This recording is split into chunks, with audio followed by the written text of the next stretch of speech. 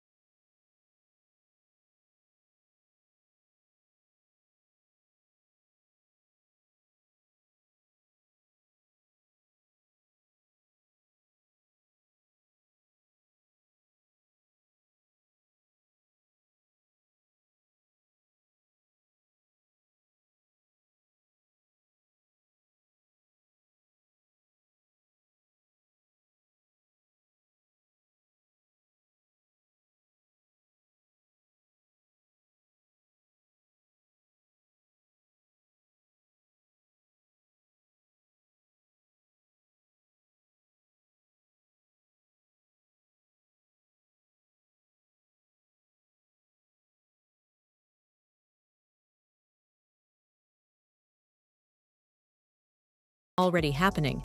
Social media didn't help. Rumors about him silencing people raising allegations against him became more rife than ever.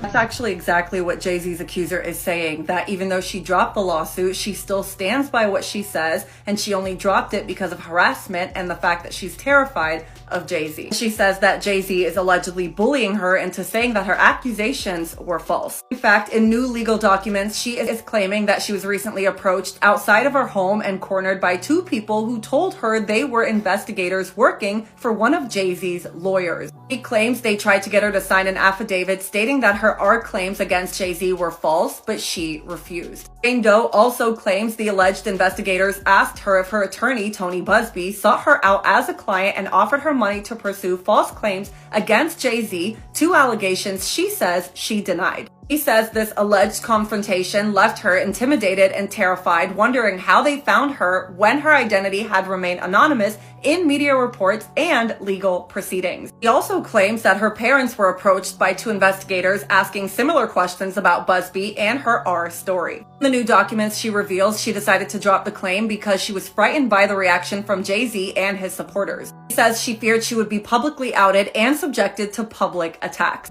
Industry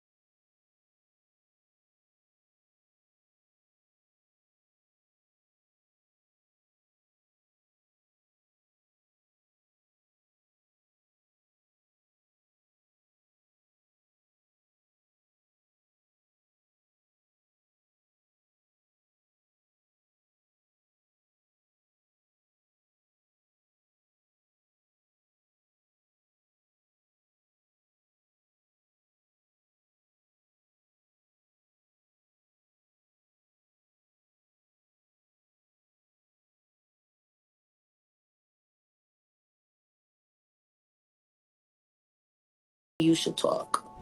Now, since the documentary has officially been released, one thing is clear: this isn't just about the past, it's about what happens next. Every new detail brings more attention to the people who stayed silent, especially Jay-Z. This renewed limelight on Jay-Z is particularly important because he and Diddy go way back. Gene Deal, in particular, didn't hold back when he was asked about Jay-Z's relationship with Diddy. This came after Jay-Z's lawyer made a statement saying Jay-Z and Diddy were never really close. From Gene's point of view, that claim didn't add up at all. How close was Diddy and Jay-Z? They was close enough that they wasn't playing basketball, they wasn't playing baseball, they wasn't playing football, and they wasn't playing hockey or soccer for Diddy to come on stage, pat him on his ass, and then make the statement to people in the world that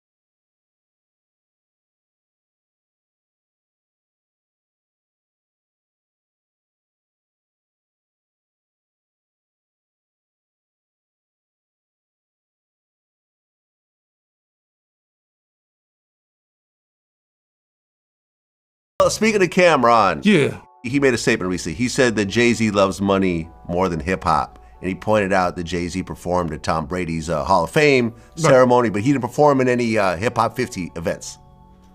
I mean, Jay-Z's on a whole nother level. Like, I mean, you That's know, true. he's like, but you know what I like about 50? 50's on a whole nother level, but he's still approachable. You still get to meet the people and you know, Jay gotta remember the people that made him. You know, I'm not saying I don't got respect. I respect Jay-Z, 50, used to respect, you know, Diddy, but all that crazy shit going on. But, you know, I always respected him because I looked at, for New York, those were like the, you know, the guys. You know what I'm saying? The guys with the most money and the most influence. So with Jay is like, when the last time you haven't seen Jay, so I think people are just gonna say that. You know what I'm saying? But for me, I mean, Jay, you know, you gotta remember, he didn't want 50 at the Super Bowl. That was crazy. I'm like, wait, Jay didn't want 50 at the Super you didn't Bowl? know that? Yeah, he didn't Well, want. I remember Eminem pushed for it. That was some hater shit. Yeah, I remember pushed for it, Eminem yeah. was like, I'm not going to do it unless 50 does it.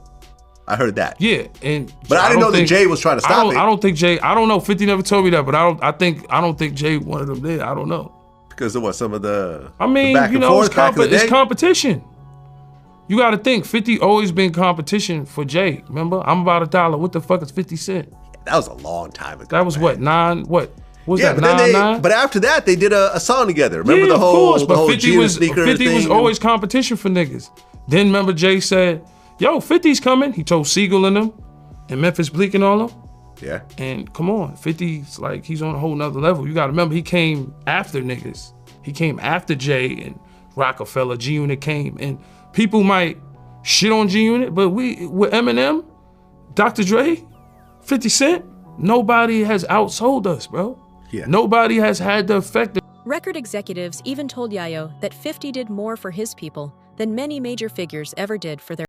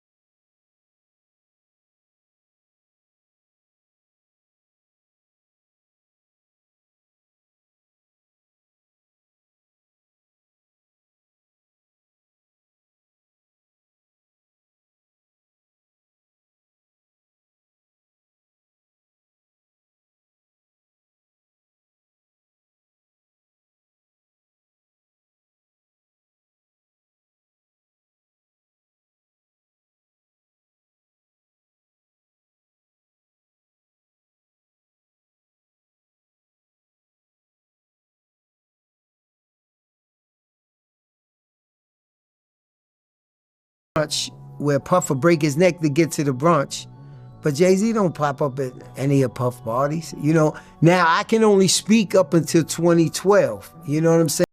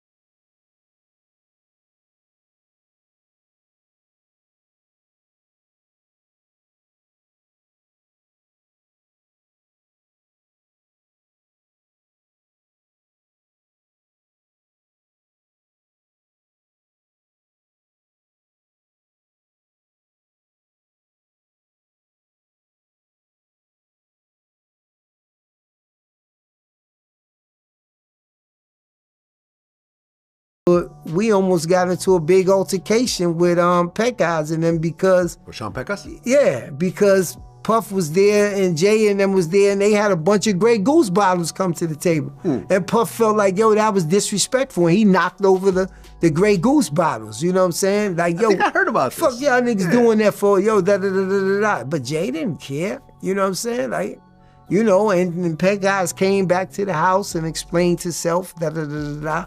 You know, I was eavesdropping and airdropping, you know, because like I said, Puff is always ready to fight. You know what I'm saying? But, you know, Emery had just came home and this, that, and the other like that, and they ordered Grey Goose bottles. Now, why you got 10 Grey Goose bottles coming to the table if you know I'm right here at the table and I got Ciroc? So there's a lot of different things that don't add up. In his view, Jay-Z and Diddy were never as close as people believed. They shared money, space, and influence, but not loyalty. And over time, those cracks became impossible to ignore. Could we now see those cracks widen and swallow them both? Let us know in the comments below.